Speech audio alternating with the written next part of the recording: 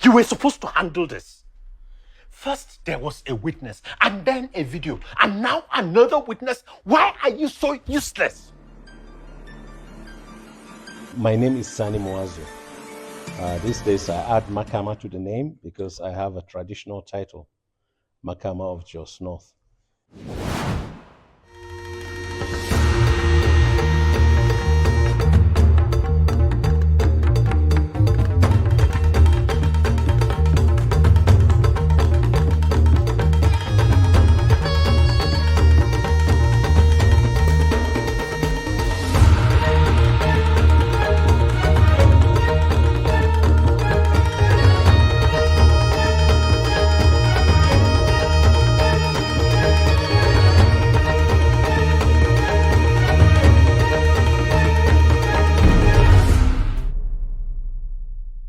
I think we'll start with you. Of course, I know, good wine in no bush, but I am a filmmaker, basically. I've been around. I started not as a filmmaker, basically as a broadcaster. But with time, I realized that I wanted to do something more creative, more active, and I chose filmmaking. I've done it for quite a while. I was at the Institute of Journalism in Lagos initially to study journalism, and I was at the University of Jos where I did mass communication, specializing in film. I've been to New York Film Academy to do digital filmmaking. I have been around. I started initially, working with government organizations, PRTV, NTA, before eventually, joining others to become an independent filmmaker. And I've been doing that for about 30 years now. wow. Non-stop. So I think for introductions, that's it. I have led, in the industry. I was the president of Motion Picture Practitioners Association of Nigeria at a point in time. Today, I am the chairman of the board of trustees of that organization. I am married with 3 children. Wow, that's wonderful. Very, very wonderful. I think your introduction now explains to me, the multiple roles you play in the industry. Yeah. Broadcaster, filmmaker, and you play different roles in the, not just, the filmmaker, a script writer, Yeah. because I know you're Yeah. very good at that. I know Yeah. we worked together in the past Yeah. on that. But the thing is, so what would you say is your motivation? What, made you trigger your initial interest in film and the media, generally speaking? Well, I cannot say. And I've been trying to search, to see if I can connect the dots and know what, attracted me to media. All I can say is as far back as when television was introduced in the 70s, I just couldn't take my eyes off it. Pushing my late father, to buy the first TV in our house because I couldn't come back home until after the station was closed. Wow. So it's like that. And as early in the day, I was, trekking to the TV station in Jos here to see if I can get a role to play. Then I was still a student. I was looking for presentation, or something to do. And the first opportunity I got as a presenter of Youth Cycle, in the 80s, early 80s, it was wonderful. I just wanted to be there. And when PRTV, then PTV, was established, that was when I got my full-time job. The first time I got my full-time job. As a newscaster, right? Yes, as a reporter newscaster. you know, I was super excited working in the newsroom. And I did that for quite a while until 1986, when I got a chance to work on an international film making platform. A crew came from Hollywood to Jos here to shoot a film called Soweto. That was during the apartheid era. It was difficult for them shooting those kind of films over there. So, and they were looking for a place, yes, that looks like Soweto. Like Soweto. And Jos, you know, has all the trappings of Soweto. So they came, you know, to shoot the film here. And, you know, out of curiosity, in the pre-production, I was around to see what was happening. And I found that my blood was boiling because I needed to just be there. And I had to go back to PRTV and took, you know, a leave. Wow. You know, I came, some of my colleagues, like Ene Oloja, was, you know, in charge of the, you know, casting department. Madazi was there too. Okay. So I got some of my colleagues to give me a role. I was a production assistant as well as one of the, you know, waka pass, we'll say today. You know, one of the extras on the production. And I was able to expand my role by being proactive, you know, during the shooting of Soweto. And after Soweto, I said, no more newsroom. Wow. And you quit?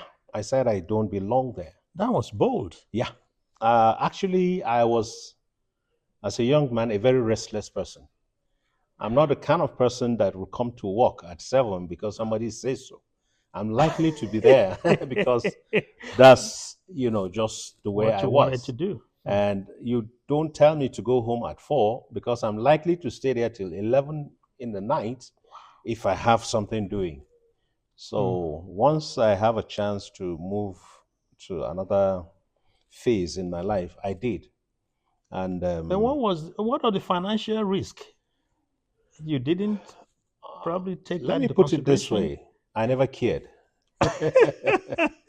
Wow. Behind the Clouds was coming up then, and I joined the team as an actor and a script writer, and that probably, you know, helped me to hold on, you know, those loose ends. But I was ready to, you know, be as creative as I could.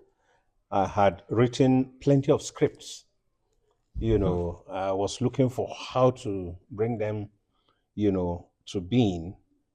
I remember going to NTA Jos. Abdul Karim Mohammed was the head of programs then, and I had 18, you know, scripts of what we call telemovies. Yes, as at then, you know, 18 ready.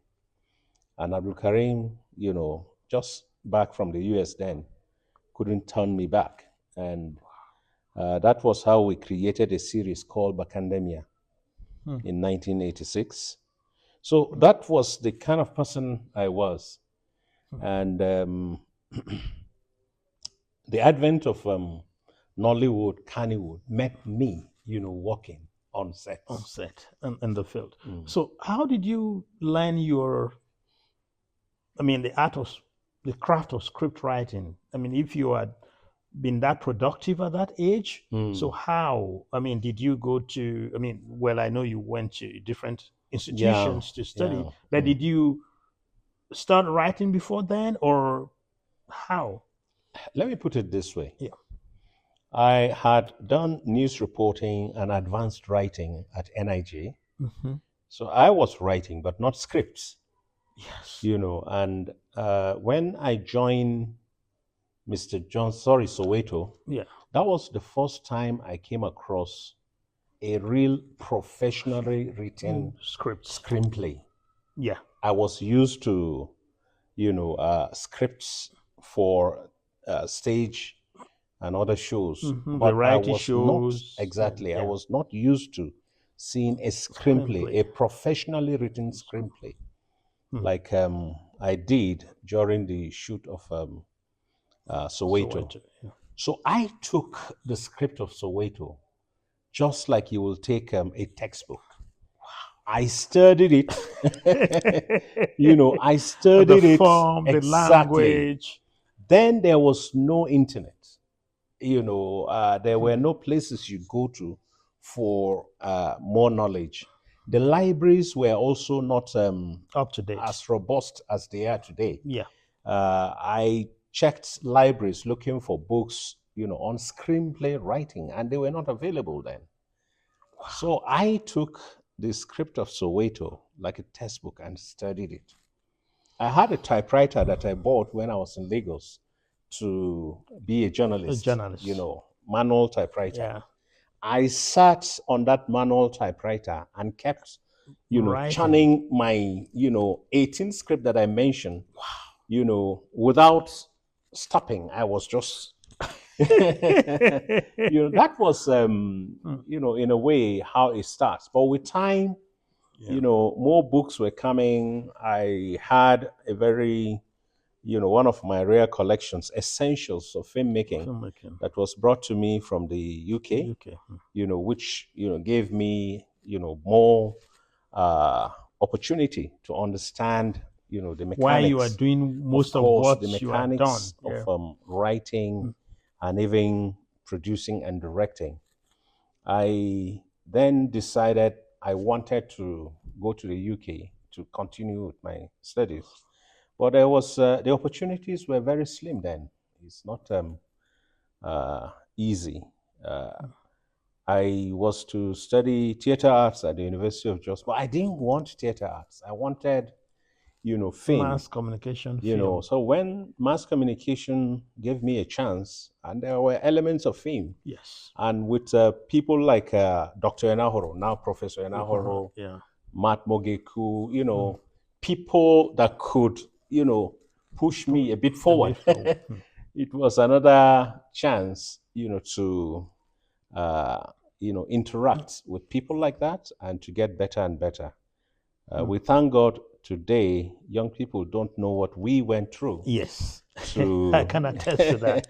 They really don't know. To become who we are. Yes. So you mentioned Mr. Johnson, and I know that you took part in it. You didn't, in your narrative earlier, you didn't mention it. So how did you come to become, at least to work?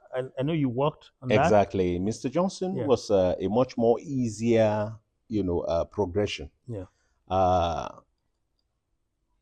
A crew that wanted to work on Mr. Johnson, what's his name now? Bruce Beresford, was, to my mind, the best director in the world then. He had won the Oscars with Driving Miss Daisy earlier, before 1990. And after Driving Miss Daisy, he wanted to work on Mr. Johnson. And he had friends in the Nigerian film industry, especially Chief Hubert Ogunde, who was one of the prominent frontline filmmakers as at then. Yeah. So he came to Nigeria through Chief Ogunde to work on Mr. Johnson. And their first point of call was NTA. NTA was, the the organ of everything then. And eventually they were brought to Jos, and I was featuring on Behind the Clouds as a then, working with the National Production Camp, here in Jos.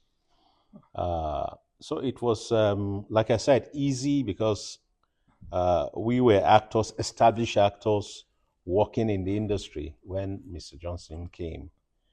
Mr. Johnson brought so many, additional expose, on what filmmaking, was as at then. Because I had the opportunity of working right from the scratch to the end. To the end. I work with the arts department and the research angle, that's in 1989, took us around Nigeria looking for how to, get all the essential props, costumes, and so on in place. And eventually, when the production started, I was there. I do take all opportunities as a chance for growth. So I don't just work in my department. I try to keep my eyes and ears open to understand what happened in other departments. And with Mr. Johnson, I was able to understand not just the creativity of production, but also the business part of it. The business part of it. Exactly. Yes. I worked closely with the producer, understood, what it takes for a day, a production day, in such a huge project. And it was quite another moment of growth. We thank God for that. Yeah. So you've walked, across, again. You mentioned earlier on, Hollywood, Nollywood. I mean, in Nollywood, Kannywood, and of course in Nigeria, there's these various platforms. Nollywood, I mean, Kannywood, Hollywood. So there have been questions about why not just one name. So why the regional affiliation? Because there's certain characters associated with different movies, even aesthetically, and even in terms of the storytelling. But again, you are one of the prominent. Yeah. And then the interesting thing is that you walk across the aisles, probably more than any other filmmaker in Nigeria. Yeah. And then the ease with which you transit from one to the other is something of interest to me. Okay. So. Yeah, thank you very much. Let me start by saying that this question about, the differences in the woods that we have in Nigeria, can easily be explained if you understand Nigeria. Nigeria is such a huge country. And our experiences, from various parts of Nigeria are a bit diverse, yet interestingly, truly Nigerian. The northern part of Nigeria has its own history, its own culture and tradition, which is in most cases embedded in the Islamic culture. You can't take that off northern Nigeria. Even if you're not a Muslim, in northern Nigeria, Islam has a way of shaping your life, talk less of if you are a Muslim. The southern part of Nigeria is different, radically different from the north. The eastern part of the south is so Christian, while the western part of the south is a mixture of Islam and Christianity. So this is how Nigeria, is. Also, most people do not clearly understand the historic links that the northern part of Nigeria has, with other parts of Africa through the trans-Saharan trade. Yeah. That route had made, northern Nigerians to mingle with Arabs and other traders, and because of going to Saudi Arabia, they have traversed, across the trans-Saharan routes, and they have settled in most of those communities. So it is very easy for you to find Hausa community in Sudan, in Mali, in Chad, in all these places. And because of kola nut trade and so on, it is very easy for you to find Hausa settled in Ghana, in parts of the southern Nigeria, in Sabo Ibadan, in other places. Yes. All that had shaped who we were before films. And so when young people in this part of the country decided to explore cheaper, production equipments, VHS cameras, VHS VCRs, video cassette recorders, and so on and so forth, to start telling their own stories. We were essentially looking for how to also, distribute and exhibit those stories to ourselves, because we were the market that we wanted to reach out to initially before thinking of any other market. Now, Hausa speakers in millions that have settled, along that trans-Saharan route were a ready market for the Hausa filmmaker. If you make films, you don't have to take it to Lagos. What for? You go to Lagos, you're competing with people making films in Igbo and English and Yoruba and so on and so forth. But you have a huge market, across Africa, down to Saudi Arabia, waiting for you. Logically, Kannywood took that path. While, Nollywood was busy, also distributing, from Alaba to Idumota to Iweka Road, all these are distribution points in Nigeria. And to Kano also. Kano was distributing from Bata, from Kofar Wambai, to Niger, to Chad, to other places. So it was not going down to Idumota. It was going from Kano to other places. Kano, you must, also appreciate, was a hub, a commercial hub in Nigeria. It is only in Kano that you find people, truck, coming from Chad, from Niger, from other places with francs, their own currencies.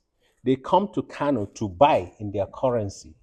And, that trade happens there. And again, most people don't know that the cartel that was essentially, I don't want to call them criminals now because they were part of the founding pillars of Kannywood.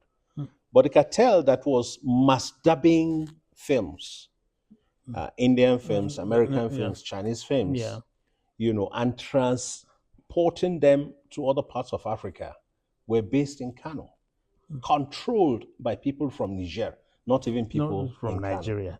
This is interesting. So it is that same route that Hausa films followed for distribution. It was in existence, and Hausa films used it. The opportunity. To sell. So in other words, commerce became part of the... Exactly, but that's one. Yeah, that's one, The second reason why it was different was when films, actually from television, Northern Nigeria is such an edgy place. Edgy in the sense that the morals, the values that shape society, which were derived from Islam, are, protected or projected by the ulama. And if you go against the grain, they easily, come out and say, no, you can't do this, and so on and so forth. So starting from TV shows, we've had reasons when the ulama will come and say, no, what you did on that show was wrong. It is un-Islamic, this and that. So we're used to pressure from that angle.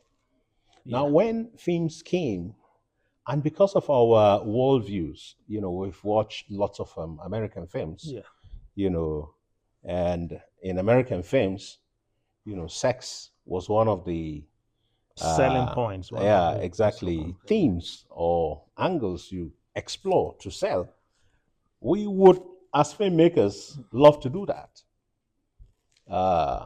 But early in the day, those same ulama said, no, you can't do that. You are a different kind of people in a different kind of setting, with different kind of values. So you can't do that. Young filmmakers who had gone to study, outside, kept pushing the boundaries, wanting to expand and see if... So there's always this back and forth between the ulama and creatives. Now,